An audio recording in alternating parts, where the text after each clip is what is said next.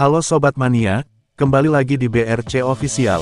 Ada kabar menarik nih mengenai kiper PSM Makassar, Hilman Syah dipastikan bertahan.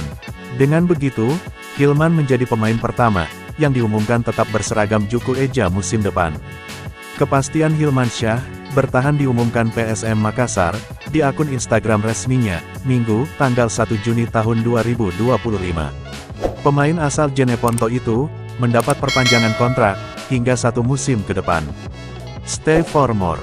Dengan lambang pinisi yang sama, dan ambisi yang sama, kuda terbang dari Jeneponto, Hilman Syah tetap bersama kami di musim depan. Tulis PSM Makassar. Diketahui, Hilman memegang peran penting di bawah Mister Gawam PSM bersama Reza Arya. Dia sempat hengkang ke Rans Nusantara FC, sebelum kembali direkrut PSM musim lalu. Di Liga 1 2024/2025, Hilman mencatatkan 14 penampilan, dengan kebobolan 8 gol, dan clean sheet 6 kali.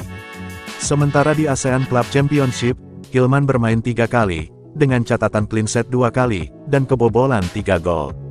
Nah itu dia sobat untuk update kabar hari ini. Bagaimana pendapat kalian sobat?